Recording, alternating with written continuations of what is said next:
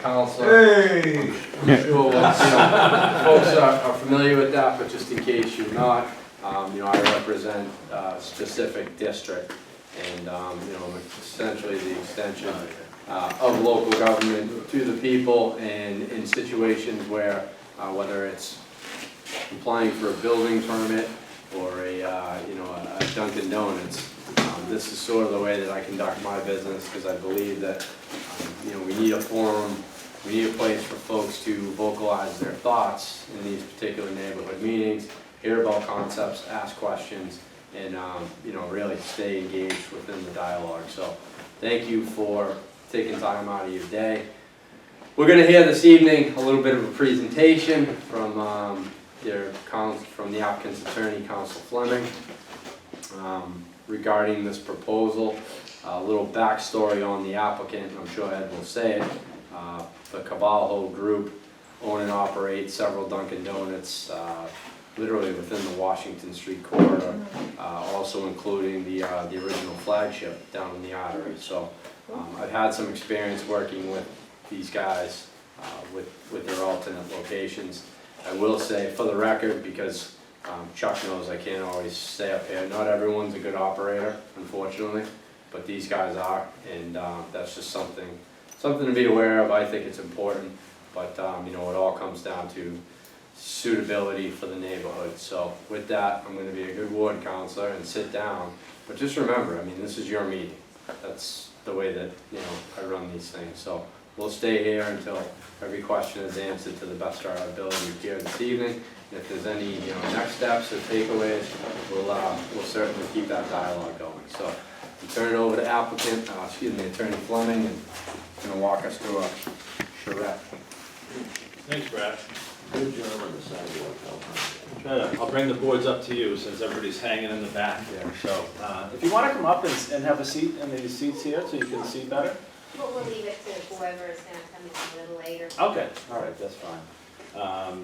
My name's Ed Fleming. I'm an attorney in Quincy. I do a lot of zoning and permitting work. I've worked with Victor and Octavio Carvalho for a number of years, and as Brad said, they own a number of different Dunkin' Donuts facilities, and I've had the pleasure of working with them on a couple of their different facilities.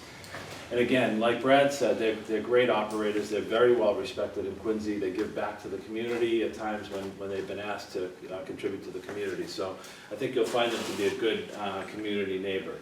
I'll just kind of walk you through the plan. I know there's concerns. I know we were talking about some concerns of the neighbors in the rear, but the facility here closed down. The building became available.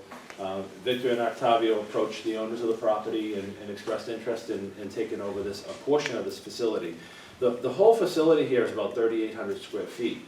The Dunkin' Donuts won't occupy the whole space. They'll only occupy about 1,800 square feet of that space, and the other 2,000 square feet will be available for a second user. Most likely another retail type user. I don't think a decision's been made on who that new retail user will be, but it will be something that will be, I think, a community-related service provider that might be available for you and that live in the neighborhood. The facility that's being proposed here, the Dunkin' Donuts, again, is going to have the standard hours of operation from 5 a.m. to 10 p.m. And that's a pretty standard time that other facilities that are operated in the city operate under, certainly that are in close proximity to residential neighbors. It will provide about 10 seats for about 10 patrons, and also the drive-through facility, which we'll talk about. The way the site's a very large site, as you are pretty familiar. It's over an acre of land. And a lot of the concerns that typically come up with Dunkin' Donuts is, especially in drive-through facilities, is that the drive-through facilities sometimes in cases back up onto the street and cause traffic problems. That won't be a concern here. The site's so deep from front to back that it provides plenty of time for queuing vehicles to come into the site. And what it does in this particular case is it captures a lot of traffic on Washington Street coming north, which is exactly the direction that the Dunkin' Donuts facility wants to. So it wants to be on this side of the street. I know you live right behind this, and there is residential neighborhood on this side, But there's real interest in being on this side of the street because it will capture a lot of traffic going north. But what this site allows to happen is it allows the drive-through to enter in and to actually circle all the way around the building and out the other side. So it'll be one-way traffic that will come in from this direction. It will enter a queue. In this particular case, there's a new concept. I know Ryan from Dunkin' Donuts is here to talk about this as well. But it allows the traffic to split into 3 queues. So instead of having just one continuous lane, it comes up here, and the cars could then split, and they could order on 3 different menu boards. And there's new technology that's being utilized that might alleviate some of the concerns you have about the speaker systems and things like that.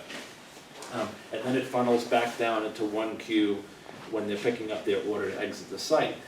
And what's nice about it is that the majority of folks that are going to be coming in the morning are traveling north, and they're going to be traveling north when they pull out of the site, so that they'll be following the line of traffic on Washington Street, so they won't have that backup or that crossing of traffic on Washington, which is always a problem.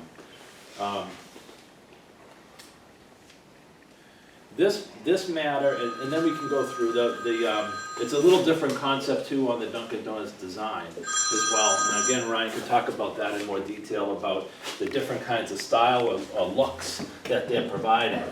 But it provides also the layout of a floor plan. And as you can see, as I said to you before, it provides there's 2 tenant spaces located within the building. So the Dunkin' will be essentially on the left side of the building, whereas the secondary tenant space will be here and will be provided. And all the parking on the site is shown, it's laid out, it's about 31 parking spaces, so there's a lot of parking on this site for the 2 uses that are anticipated in the building. And since the secondary tenant is going to be on this side of the property, they'll be able to utilize a lot of the spaces that is in close proximity to their facility. And then cars that are pulling out of the queue or that are utilizing this building can pull in that fashion, or they can park behind the building. As you can see, there's going to be some landscaping added to the site. I know Chuck and you would raise a concern about the dumpster being close to your building, so we can talk about that and seeing if we can make some adjustments to the location of the dumpster, or certainly do some things that protect the dumpster from having any negative impact on you. So that's essentially the proposal. This is going to require 2 levels of review by the city. All drive-throughs require a special permit from the city, from the Zoning Board of Appeals. So we'll have to go through a pretty intense level of review from the city. All of the city departments get the plans when we file with the Zoning Board of Appeals. And each of the departments, the engineering department, the health department, to deal with issues like the dumpster and issues related to the service of food, they'll each review the plans that are submitted, and they'll submit comments to the zoning board, and the zoning board can add conditions. So some of the things that you might be concerned about today that we talk about and we agree upon, we can add conditions to the decision of the board, so that whatever is agreed to here will be that Victor and Octavio will be bound by moving forward in operating that business. So it's a level of protection for you. In addition to the Zoning Board of Appeals, the Licensing Board also hears this matter, a license for a common victual license, the ability to serve food and drink from the premises and allow people to leave. That requires a level of review and permitting as well, and the health commissioner is actually chairman of the board, and the licensing board will be part of that decision.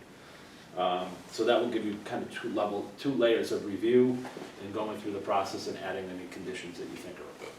So that's essentially the proposal, but we're really here to answer any questions.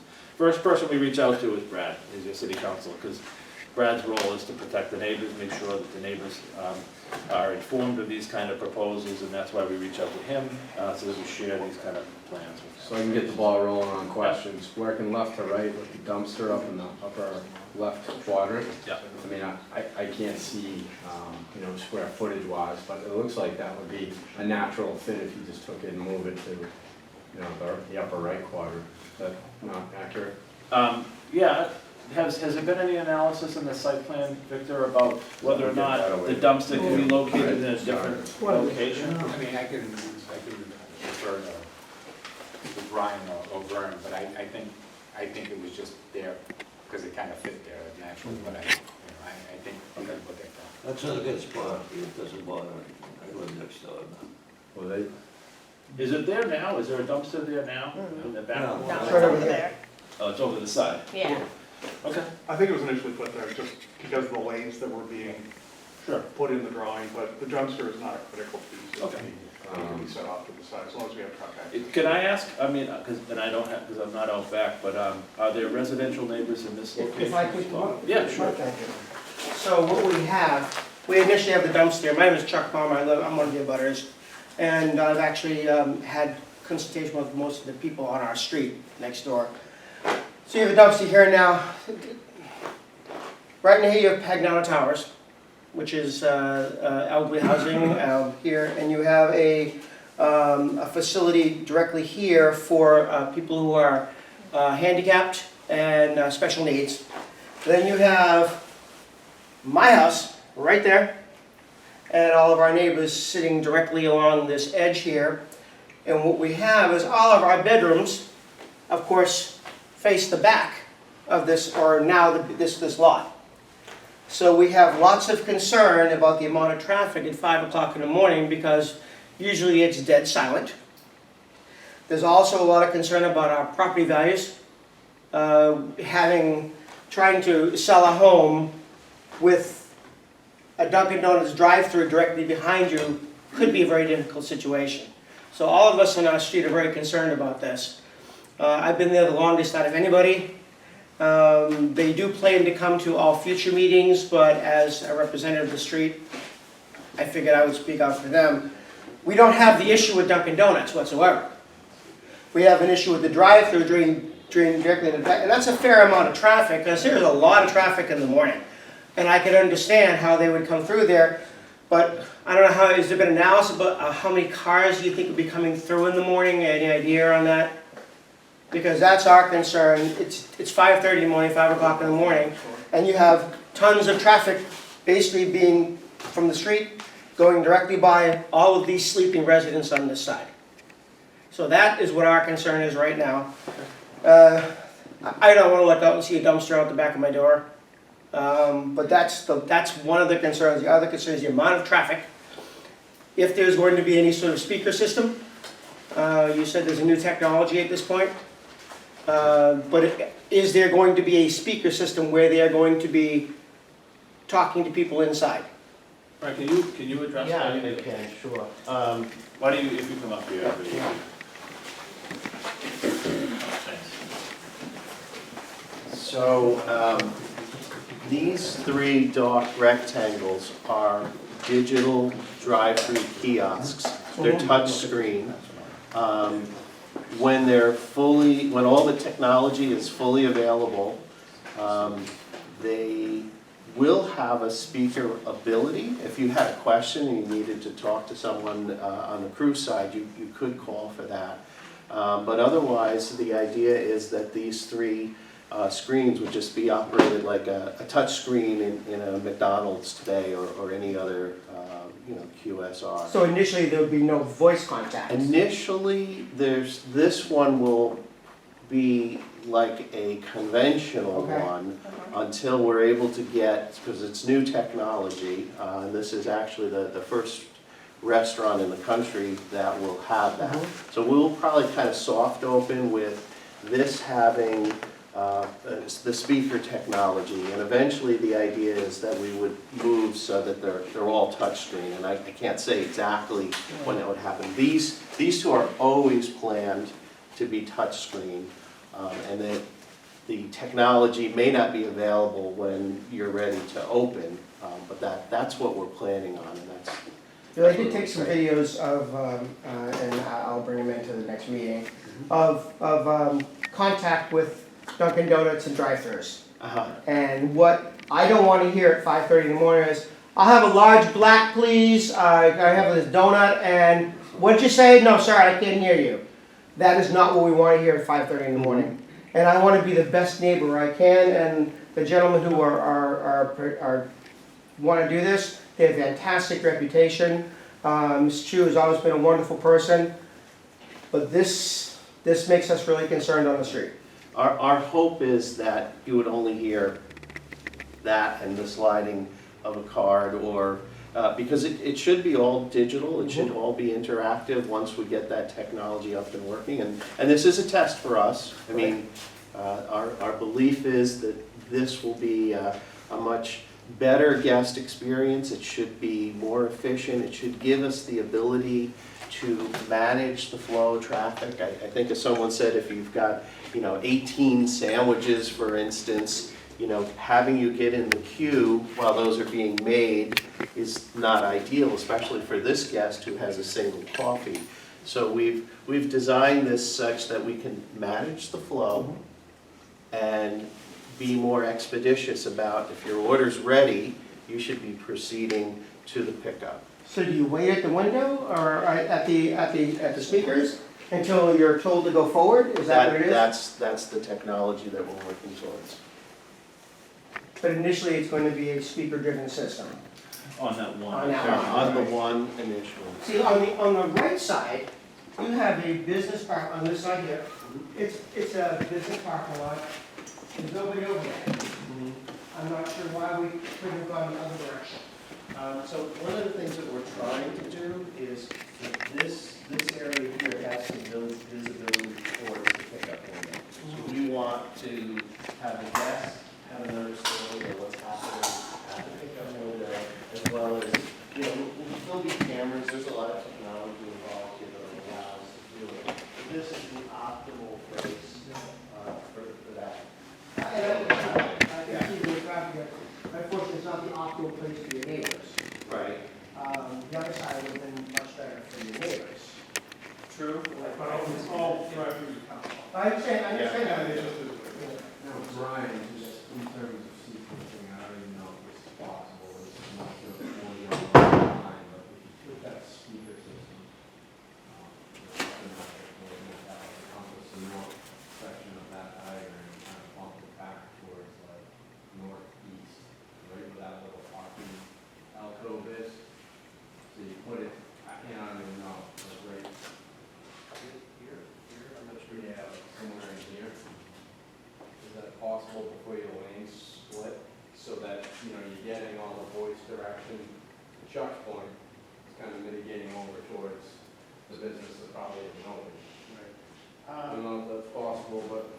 The other thing I was thinking of, Chuck, too, is like, I know your concern is, the goal would be maybe if we can eliminate the dumpster here, and I think this rises here, this possibly does here. So maybe this area here, that's where your house is, that could be more densely landscaped, maybe with some arborvitaes and some other things that are gonna deafen the noise, so that any noise, so that it would, if that's really densely landscaped, it would really bother. Yeah, and right next door, John Murphy, who's right next door to me, he has no real fence in the back of his or anything. I have a white fence, so I have a more privacy. He is just beside himself on this because he's gonna look out his back door and, it's just a difficult But situation. I think some fencing and things like that can potentially Create a buffer between the two. Right. And this is still preliminary. I mean, in terms of the functional layout, I think this is reasonably close, but I think we can have a conversation about, what we need to do with the landscape to create, But both is it a sides. possibility to do what Brad said and have the speakers on the other side of that landscape mound that you have in the middle? So your approach is, right? Your approach, yeah. Split. From a geometric perspective of laying out this road, this is kind of the ideal radius to make that turn. If we can favor this side to keep it away from this, as that's something we could talk So the to. question becomes, if I'm driving up that, Mhm. in a counterclockwise manner, right before the lane split, if I stick to the right lane, that's all digital, right? It's the inside left that's gonna be the speakerphone. Correct. This will be for the guest that's ordering on site. Mm-hmm. And this, the pink color is really a bypass lane. This guest, as he's approaching, he's ordered mobilely, he's off-site when he orders. So really, his journey, unless it's a particularly complicated order, should be you know, we take advantage of this nice long queue, and he gets right in here and he gets his order, so. My point is that that inside left shoulder is the actual ear of the phone. I think it pays just a live audio with the microphone, my opinion. Again, I'm not an expert, that's a full disclosure, and disclaimer all in one. But I would think you minimize a huge problem, you eliminate, well, you want to say eliminate, but you mitigate a huge problem or concern for the neighborhood if you can find a home for that right near that landscape. On the other side. What it would do is it would short circuit, so right now we want to get as many cars to get to this position. So I think, you know, one of the takeaways is we'll look at whether we can. Yeah, because you mentioned about the person in the car and the speaker system. Because usually what you hear is the person in the car. Because our speaker Right. systems, we have speaker systems that actually, depending on background noise, they adjust up and down. Sure. So what you would hear is the person in the car. So the way it's actually sitting up now, they're actually yelling in the opposite direction. If you do it on the other way, I'm gonna approach that because we have Maggie's across the street. Now, I can hear every single word that comes from the band at 1 o'clock in the morning, which I don't mind that much. Because it acts as a funnel, this parking lot acts as a funnel in that direction. So no matter what, you can hear people talking who are sitting in their front area there, the smokers that are outside. They're talking, you can hear it clear as a bell back in that back section. So it acts as a funnel going through, and I that's... just don't want to, I didn't want to try to solve one problem just to create the same problem. Right, I understand. Which we could. But that's why then maybe the landscaping would be a better solution, Chuck, in some ways. You know, adding some arborvitae's and things that will really block that noise from coming, because it's, you're right, it's gonna come through. There's nothing there to block it. And actually, it's better for the neighbors that we have a big row of cedar trees or whatever. But you said that's supposed to have, you know, get as many cars in that area as possible. We're talking about the cube, he's Yeah, talking so about in that area, the so cube. you said you want to get as many cars over there as possible to get into your lanes, correct? In your queues. Well, so that they stay off the street. Right, so I understand that. What you're doing is you're taking all the cars and you're putting them over next to us. No, I get it. That's our concern I here. mean, the goal is to prevent them from backing up into the street, so the closer we put this, And I think this is great, I mean, it gives jobs to the community, I understand all that. But we plan to sell our house next year. That's gonna be a hard sell for us. Looking out the back into the drive-through of Dunkin' Donuts, unless you're a coffee fiend. So I think what we need to explore is what can we do to create a buffer. One of the other things we did is we specifically took out the parking in front for the reason that we didn't want this person backing up. This is kind of difficult. Sure. We said it's going to be a lot easier to get people out and to get people in and take advantage of the depth of this. So we would look at what we can do here for a buffer, and if there's any way to favor this side to the greatest extent possible, I certainly think that's something we could look at. I only have one real request in this whole, process, obviously, as we all know. Route 3A, Porter Bridge, transports a lot of cars to and from every day. And, seeing it's a main thoroughfare and knowing what happens at peak commuter rush hour, what would be the thoughts about implementing a right turn only, like structuring the curve so we can't come out of the Dunkin' Donuts and basically take a left and head back towards Wayne, because that could get real colorful very quick.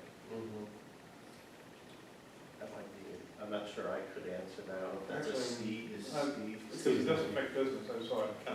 Yeah, Steve's not here. so, we could certainly look at that, Brad. The other thing too, though, it might be, it better to limit it during certain hours.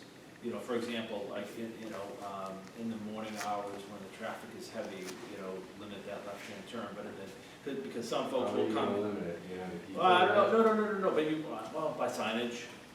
I know, but what I'm thinking is that, there are some folks that are gonna be coming back on Washington Street, pulling in to get a coffee on their way home to Weymouth. And if they can't take a left out of this during the day, during nighttime hours, My business is more or less like, I won't speak, but typically your capture is commuters or folks heading In the north. in the morning. Right, in the morning, so that's essentially the customer base, the problem is. But like you said, you could put a sign on the exit that you can't, no between. Respectfully. I'm not saying it's not. Signs are great, but they mean nothing unless it's enforced, and that's the issue that I fight every single day is that. But all these business, I mean, all these businesses, you can turn left or right out of, in and out of them. I just look at it from a business standpoint. We are gonna get a lot of business on this side of the road in the morning, that's the good thing, but I speak on behalf of franchisees as well. But I wanna do the right thing, but I don't wanna do something here that nobody else does, and we're gonna lose 25% of our business, the economics don't make it. We do 25% of your business can be lost with the right hit turn only. I don't know what the percentage is, I wanna make sure that we're still making money, otherwise I wanna make sure. economically, it would flop, So I so. wanna make sure that, right, it's. We could, right, we'll analyze it and see how we could, if it can be structured in that way, and we can talk about it. I think a lot of these basic questions, and that's why we're having this, here in the local, will be reiterated at trying to get the variance. There's gonna be a lot of those types of discussions. Well, what I, So this gives us an opportunity a lot of the to changes think about it that now. are What's going on. Excuse me? But if, in that morning, wouldn't the rush traffic be going north? Right, so most of that So- traffic is automatically gonna take a right. What I'm saying is that in the later hours, when folks are coming home from Boston and they wanna come in and grab a coffee, and then Right. they wanna continue to go home to Weymouth, if they're prohibited from taking a left-hand turn, then how do they get out? They take a right, and then they have to go through the neighborhood and then circle back. They do it illegally. No. No, Or they what do I'm it saying- illegally, yeah. right? No, what I'm saying is that, Right. what would be the impact of like, being able to take a left? Because Oh. that way going to the bridge in the morning, you wouldn't have any traffic at all. Right. Right, so what would be so bad? Oh, Take a right. left. When you try to cross 2 lanes of traffic on a double yellow, take a left on the 3A. It's messy out there, you know that already. Okay, you know. I just wanted to like visualize it. Yeah, I mean, and obviously now, this is not obviously the applicant's issue, and it will be short-term, but, dealing with a new commuter pattern out there, Yeah. as I saw it today. I mean, the way that I see it as a person behind the wheel, right, is yes, I do have to overcome 1, 2 lanes and the yellow line, right? But it will be, probably the people, right, would be welcoming to like, yeah, take a left, don't take a right, because, I'll be one spot behind you. But take a left You and go have that way. very good vehicular manners. And I would say, I would stand there and say, take a left and go that way. I was just looking from back there, I mean, I see what you want to do, you want to go around and stuff, but this is my idea. Take the people that work here, make the parking back there, and you can have this same design, just pretend the lot size is only this big, and that's how you would develop it. And that way, the people make this employee-only parking. You're not really, maybe you won't have this anymore in your design, or maybe you'll have only one thing, but that would move it away from the people. You got these older people here, right? You know what I'm saying? I really don't think that would affect anybody, and that's what I call a win-win for everybody. Because, and then they say, okay, let them go left, okay? Because, everyone wants to go left, so, but that's my idea. I think that's a good one, though. Sure. The same thing with the Dunkin' Donuts shop. A lot of people get their coffee in Weymouth, so it's not like they're gonna all be jammed in here. Then you have another Dunkin' Donuts up on Washington Street. You have another one on the side now. People have their preferences. Sure. They,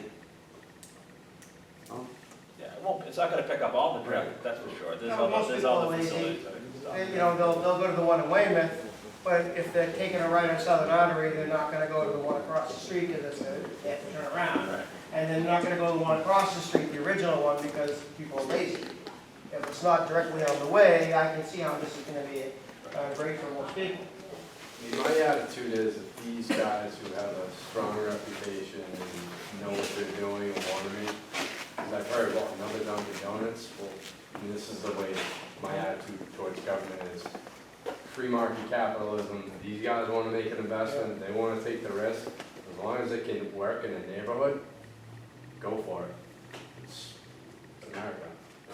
So we're trying to, as we said before, we're trying to balance the whole goal of getting this back as far as we can so that we're pulling cars off the street.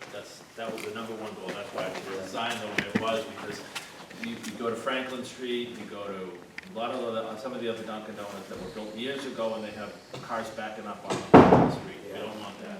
We won't have that here if we can pull it back as far as we can. But we're hearing what you're saying, Chuck, too, is trying to create this landscape buffer, making some adjustments here to pull the noise away from your house as much as we can. So we can make some changes on that design. We'll look at those. And of course, it's just not my house, I mean. No, many- the residential yeah, neighborhoods, that- I know, you're speaking for a lot of the residential neighborhoods. And Brad, we'll look at, we'll have the traffic engineer look at your comments about, restricting left-hand turns and the impact that it would have on numbers, and maybe, and I understand what you're saying, signage isn't always obeyed, nor are curbs sometimes, That's true. We were supposed to be selling. When they wanna go left, they'll find a way to go We were left. supposed to be selling our house this summer, and unfortunately, because of other things, we have to put it off a year. So I had an offer for the house, but I had to turn it down. I just don't want it to take less next year, because that would really bother us. Sure. And I understand property values are going up, but I'm not sure how much this is going to impact our property values over here as well. Well, again, like I said, hopefully the landscape buffer is really minimize that, not only your view, but the noise that, Well, I like the not only gentleman's this, idea. but from the others. I did like the gentleman's idea of maybe shortening the employee parking in the back. That's a great idea. We can look at that, see if that, there's this lane here, that we want to be sensitive to that. If it's employee parking, you should have a lot of cars coming into it, but we really need to make sure that this lane here functions. Maybe it can be done. That island you have right there in the middle, which is nice, but I mean, if you were to. I think we can favor this side and again, try to reinforce the buffer on that side. To the greatest extent possible.